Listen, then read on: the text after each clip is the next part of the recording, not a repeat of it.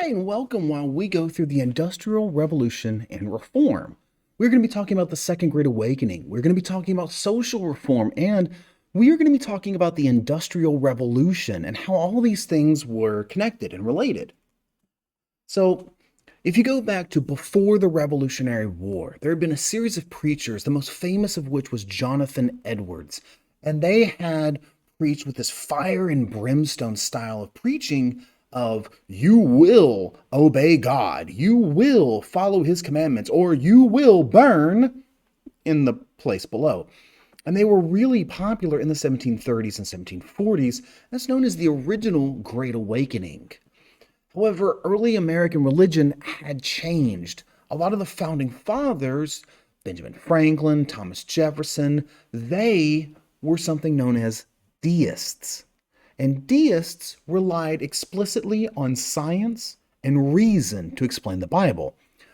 Benjamin Franklin, he went to a revival, this outdoor large gathering where a fire and brimstone preacher was up there preaching. And he was more interested in, I read in a book one day that these old generals from armies many, many, many years ago were able to yell loud enough and give commands loud enough that soldiers, this far away could actually hear them. And he was like, that's ridiculous. So instead of actually paying attention to what the preacher was saying, he was pacing off and saying, if I walked this far, I'm in the middle of town. They're outside of I can still hear them. Maybe those old generals were correct. And Thomas Jefferson, he's famous for having the Jeffersonian Bible, where he pulled out any of the miracles, any of the unexplainable things in the Bible, and left it with what was left. These are deists. The only thing they believe in is what they can prove, but they are Christian, technically. Unitarianism was a reaction to deism. Starting around 1780, the deism movement gave birth to Unitarianism. And uni means one. The Unitarians believed in one creator, the God Almighty, and they stressed the goodness of mankind. People are basically good. And they believed in eternal salvation, but through good works. So uni means one. Unitarians believed in one creator and one way to get to heaven. You had to be good, and you had to do good things. Puritanism, one of the oldest versions of Christianity in North America, is renewed as a reaction to Unitarianism. Around 1800, the stricter and more conservative old school Puritans began to spread with renewed vigor and renewed passion in the face of these more liberal, fancy, ooh, that's new, and a little less strict beliefs. The Puritans, if you remember, they were one of the oldest groups in America, and they had originated with the related Pilgrims on the Mayflower up in the north, up in New England. These rising denominations competed for followers. A denomination is a group of Christians that have a specific set of beliefs, but they may be a little bit different from another denomination. Generally speaking, to be a Christian, you must believe that Jesus Christ came back as God in human flesh, and that he chose to die on the cross in order to save the sins of mankind. But everything else in Christianity is generally up for argument and debate. This is where the denominations come in. All the Christians, they all believe in that Jesus Christ was God and he came back to save their sins, but that, do you have to do good works? Yes, no. Do you have to believe in a lot of the Catholic traditions? There's a lot of different reasons why they might be a little bit different. So this Second Great Awakening swept the nation, bringing thousands back to organized Christian religion in an effort to combat the evils of society. And out of this, there's a lot of different denominations born. New York is a huge center for revival, and a lot of these new denominations are born there. So New York was touched by so much of this heated revival. We're going to preach and we're going to speak, and if you don't believe me, you don't walk away in tears because you're just such a horrible person, and you must believe in Jesus Christ, and you must believe in the God Almighty, and you must believe in everything. You're going to, the place below. They were so touched by so much of this heated revival that New York became known as the burned over district from all this fire and brimstone style of preaching. New churches formed, old churches split, creating, in both of those scenarios, new denominations. And revivalist preachers seeking to revive the passions of Christianity in years past spread a new message of societal reform. And the time of revival resulted in even more religious diversity than before. If you look at the years, blue being 1780, yellow being 1820, and red being 1860, you progressively get more and more and more congregations, groups of people going to church together, more and more churches.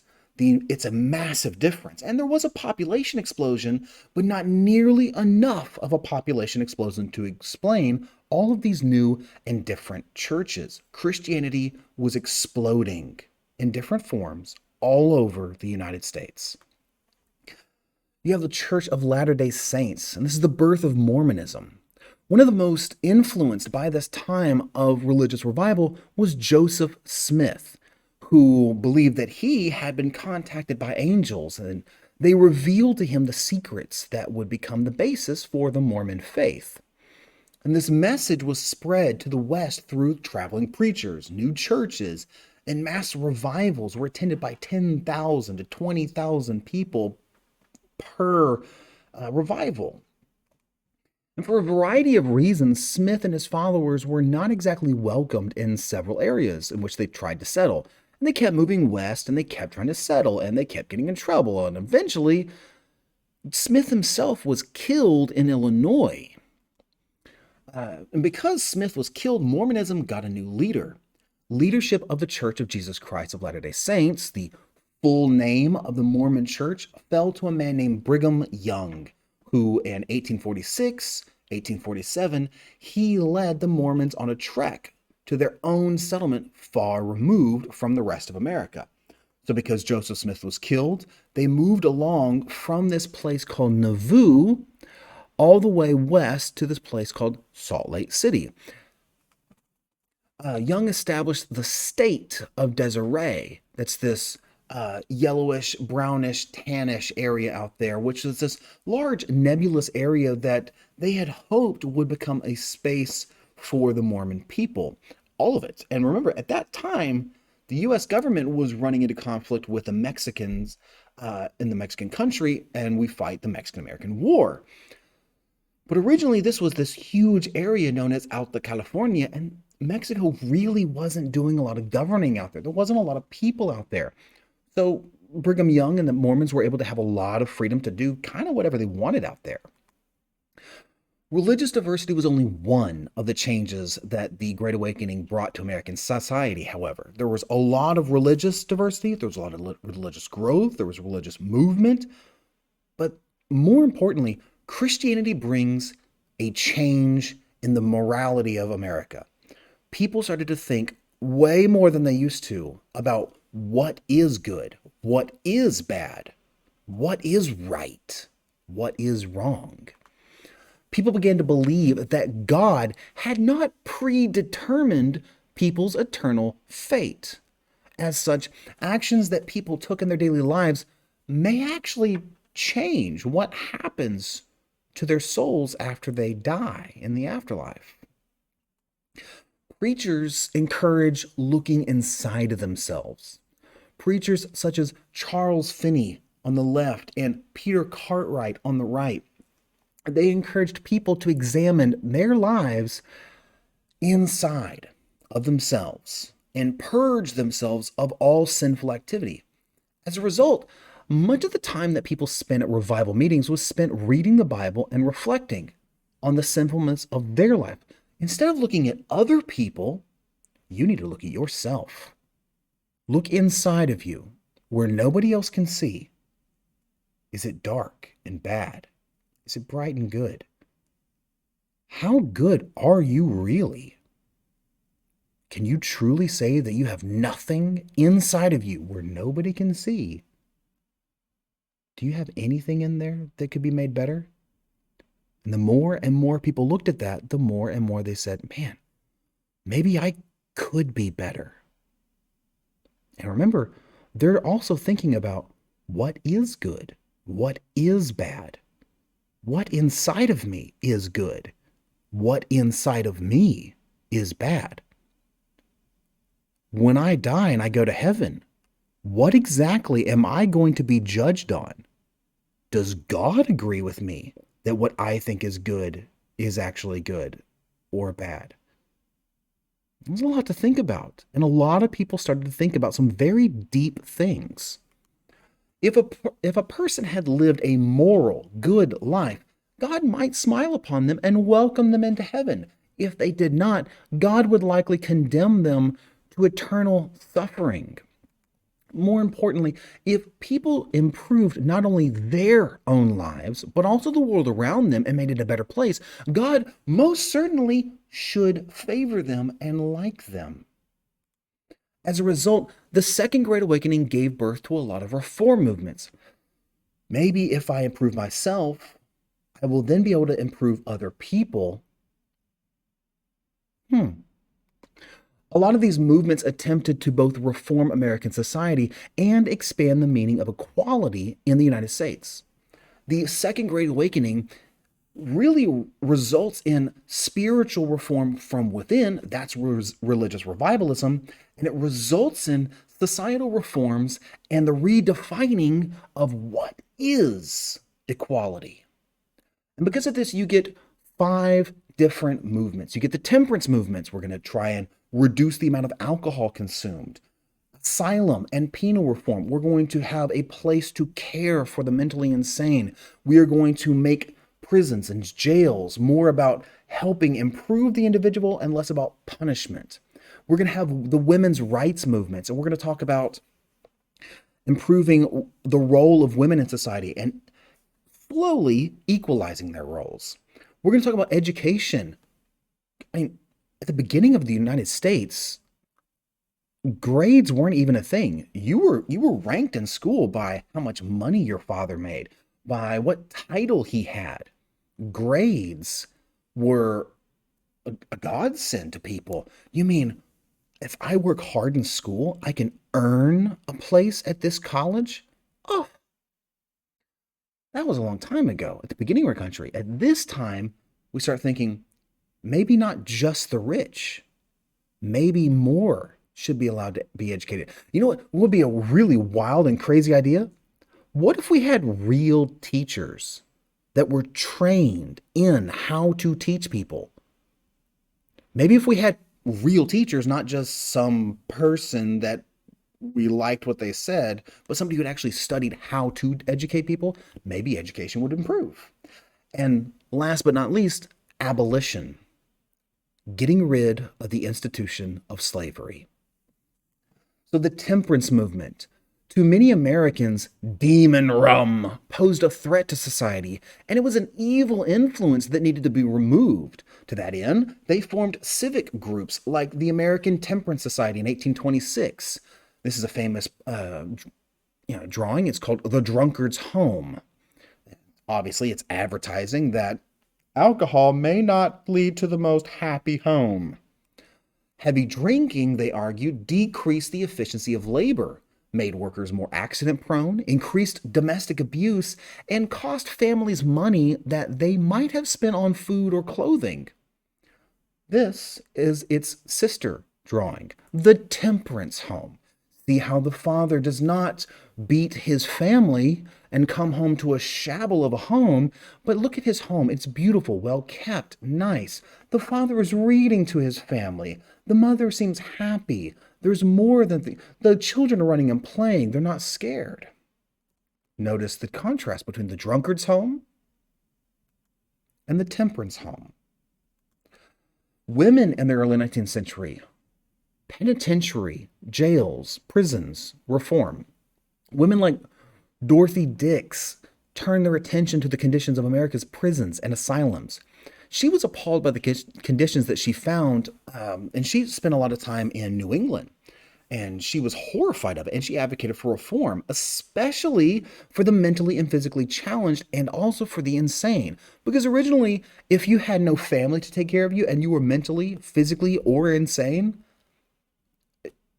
you were thrown in jail. If there was a jail, you might just starve to death. And they were not treated well in prisons. Um, Also, the status of women in the 1800s. To understand a lot of this, you must understand what women could do. First off, women were unable to vote. They legally had the status of a minor, meaning that even as an adult, legally, the law saw them as a child.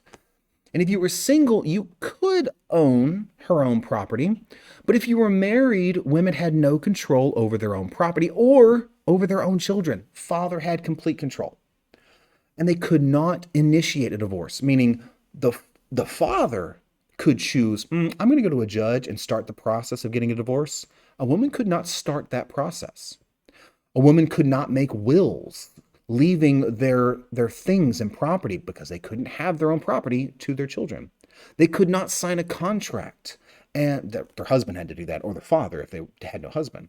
And they could not sue anyone in court without their husband's permission. And this led to the idea of a cult of domesticity. This culture of domesticity,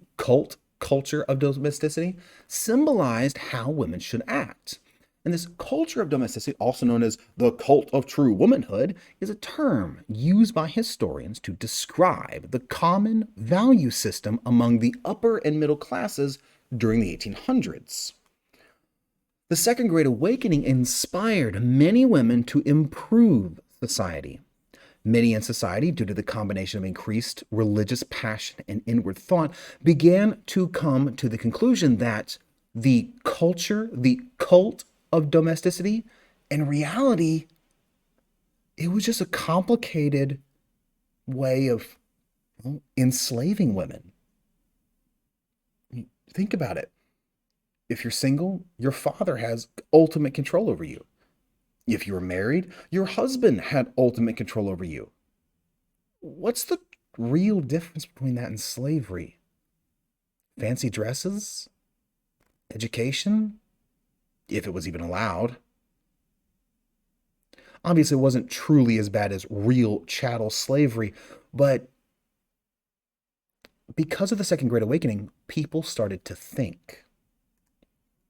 Women increasingly pushed for equal social and political rights, most famously at a meeting in Seneca Falls, New York in 1848. There in Seneca Falls, they produced a declaration of sentiments asserting that all men and all women are created equal. While the goal of voting rights was not achieved, women did make strides in the 1840s and 1850s in increasing opportunities both at home and away. Women got the right to vote in 1920 with the 19th Amendment, and the Second Great Awakening is generally seen as the start of the modern feminist movement that eventually achieved legal equality. You had women way long ago, Abigail Adams, wife of second President John Adams, who famously wrote to her husband, "Remember the ladies. If particular care and attention is not paid to the ladies, we are determined to foment a rebellion," in 1776. Now, that quote is often taken out of context. She was mostly talking about property rights. She was not necessarily talking about voting rights, but she was so far ahead of her time.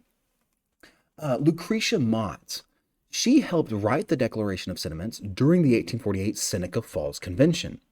Many women participated in the early feminist movement. Lucretia Mott formed her reform ideas when she was amongst the women excluded from the World Anti-Slavery Convention in 1840. She was in England at the time. She went to go to a meeting from famous abolitionists all over the world. It's like, I'm against slavery, and that was what she was all about. But they told her, you can't come in because you're a woman. Well, if I can't vote, if I can't have my ideas spread, why am I worrying about slavery? Maybe I should worry about getting my own voice and then use that to help everyone else. So is her logic. Susan B. Anthony was arrested for voting, and she is the one who actually helped create the 19th Amendment. Susan Brownell, that's what her middle name is. She's more famously known as Susan B. Anthony, was not actually at the 1848 Seneca Falls Convention. She was focused primarily on the temperance movement in her younger years, and she was actually teaching a class when she heard about the Seneca Falls Convention. In 1872, Anthony was arrested for voting in her hometown, and she was convicted in a publicized trial. Although she refused to pay the fine, the authorities declined to actually take further action because it wasn't exactly popular. In 1878, she arranged for Congress of the United States of America to be presented with an amendment giving women the right to vote. Now, she sadly died in 1906, and her amendment was not passed while she was alive. However, the 19th Amendment, passed in 1920, is known as the Susan B. Anthony Amendment, and it is her amendment, the one that she wrote. And so in 1920, women everywhere in the United States got the right to vote permanently. So Elizabeth Cady Stanton was the leading figure in the early feminist movement. When this was all truly happening, Elizabeth Cady Stanton was arguably the biggest name. Today, she's not as famous. Lucretia Mott is not quite as famous. Susan B. Anthony is the most famous of all of these early feminists, suffragettes. They were more popularly called at the time because they were arguing for suffrage, the right to vote. But that's because Susan B. Anthony actually is the one who got us women the right to vote. But Elizabeth Cady Stanton, like I said, she was the leading figure at that time. She's often credited with starting the first organized women's right and suffrage movement in the United States, the National American Woman Suffrage Association.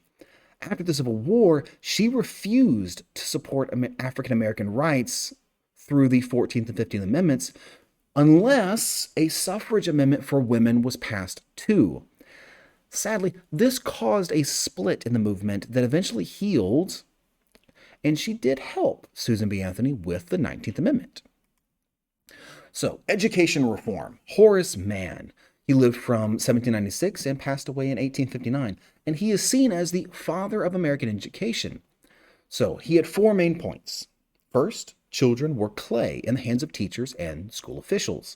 2, children should be molded into a state of perfection. 3, corporal punishment was unnecessary. You don't have to beat children to get them to learn. And 4, established state teacher training programs. He wanted to teach teachers how to teach.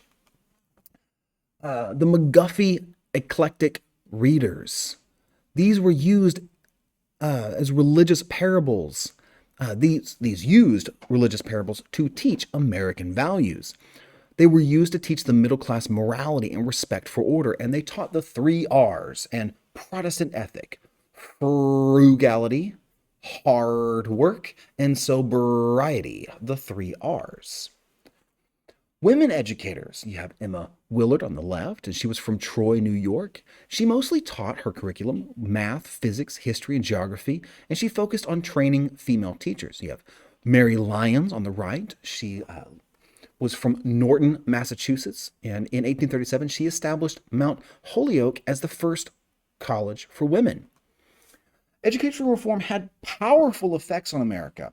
There was a change because of this movement from a focus in religious training to secular education.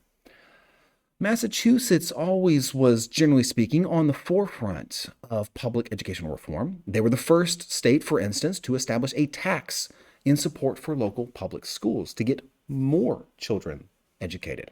By 1860, every single state in the United States offered free public education to whites. And because of this, at the time, the U.S. had one of the highest literacy rates. And I would very much encourage you to pause the video at this point and take a look at the image on the left. This is a picture from the book New England Primer. This would be a book designed to get children to learn how to read, A, B, C, D, E, F. And I like this. It's quite interesting. And it tells you a little bit about the time. A, in Adam's fall, we finned all. That's back in those days, the F was that they were F's and S's the same. B. Thy life to men this book attend. C. The cat doth play, and after flay. D. A dog will bite a thief at night. E. An eagle's flight is out of flight. F. The idle fool is whipped at school. Woo! Horace Mann would not approve. The abolitionist movement. A dark shadow grows over the nation. You see, all of these movements found support. However, they all grew increasingly overshadowed, and they lost a lot of their support to the biggest and most influential of the bunch. For many, the largest sin that the Second Great Awakening pointed out in America, when people looked inside of themselves and said, what can I fix about myself? What can I fix about others? But first and foremost, myself. The largest sin was actually slavery itself. Abolition is the act of ending a practice, a system, or for our purposes mostly, the institution of slavery. The abolitionist movement rapidly overshadowed the others as the nation began to tear itself apart over the issue of slavery in the United States. This is why a lot of the movements did not necessarily see a lot of success until after the American Civil War. The Industrial Revolution. At the same time as all of these different movements, the Industrial Revolution was changing literally how we live. The transition to new manufacturing processes such as steam engines for power and telegraphs for communication. We're talking about the first Industrial Revolution. We're talking about steam and water power, which really starts in 1784 with the first power loom. There are 4 in total industrial revolutions, and historians disagree about the third and fourth, but everyone generally agrees about the first and second. Once you get electricity, that's where you really get the second industrial revolution. We're talking about the first, however, and in this one, we're talking about the transition of new manufacturing processes such as steam engines for power and telegraphs for communication. The Industrial Revolution started when people began to rapidly buy and sell goods rather than make them for themselves. Cottage industries where you would make things at home and sell them sometimes in a store that was your home moved to factories. Free enterprise is a critical idea that you must master. And free enterprise is the idea of an economic system in which private business operates in competition with each other, and it's largely free of state control. If the government is not in control of the economy, that's generally seen as the idea of laissez-faire. Entrepreneurs are people who invested their own money in the new industries. Today you see this a lot in the stock market. This made great profits by selling various items made in factories. The banking system came to be at this time, and this helped businesses as well. In 1837, Samuel Morse invented the telegraph, which radically changed the world. The telegraph could send messages over massive, great distances using Morse code, a code that he designed. He based it off of a military code that was much more complex. Now, businesses and railroads, governments, and other entities could communicate virtually instantly within anywhere in the United States as long as there was a cable to take the electric signal from machine to machine. A telegraph could send beeping signals over great distances that could be interpreted through Morse code. And a dot would be a short beep, and a dash would be a beep. And so you would push down on the button at the end, which would connect the circuit and allow the beep to be sent through the channels, through the wires. Transportation at the same time. You have communication, now you have transportation. In 1807, Robert Fulton helped to bring in the epoch of the steamboat when he successfully used a steamboat to travel up the Hudson River, upriver. Oh my goodness, we can go against the current. And he went from New York to Albany, and he cut the trip's travel time down by days. Steamboats radically changed transportation with the ability to travel upstream. Railroad companies began to use the telegraph machine to coordinate, and this allowed them to make trains much more efficient, arriving exactly on time and leaving exactly on time. By the 1850s, the United States had over 9,000 miles of railroad tracks.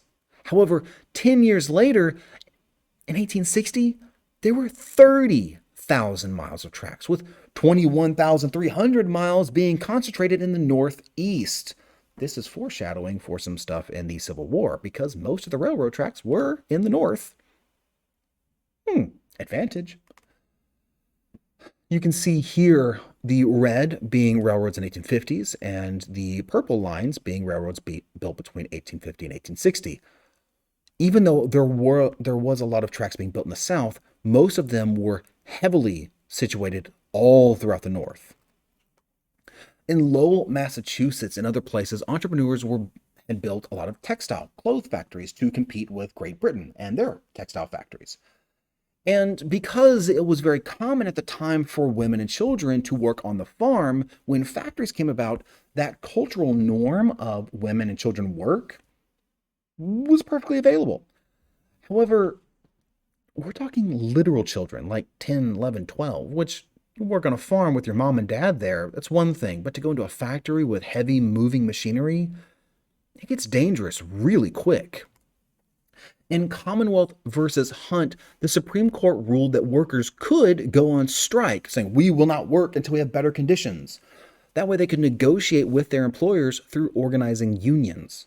In 1842, the problem arose when an employer threatened to fire an employee who had supposedly broken the rules in its factory. The employer also was scared of a strike. The judge, Limmel Shaw, decided that the labor unions did have a right to open their own shops and close their work in the shops. And basically, this legalized the idea of a labor union. Immigration from Europe also surges throughout the middle of the 1800s. And a lot of this was the Irish. About 3 million immigrants came to the United States during the middle of the 1800s. Around 1/3 of these 3 million were Irish, and they were fleeing a severe potato famine. A blight, a disease, was killing off all of their potatoes, and that was basically their only food source. Thank you, England, who had bullied them into only having that to eat. Those who came from Ireland faced heavy discrimination due to their religious affiliation with Catholicism. Remember, we have in America, because of the Second Great Awakening, a slew of Christians, but none of them are Catholic. Very few are Catholic. And here we have this massive influx of Catholics. Instant hatred. Likewise, many Irish worked for very low wages, causing resentment and hostility with workers who were already here and native because they were worried that the Irish were coming to take their jobs. And this is the end of the unit. This is the Second Great Awakening, societal reform, and the Industrial Revolution.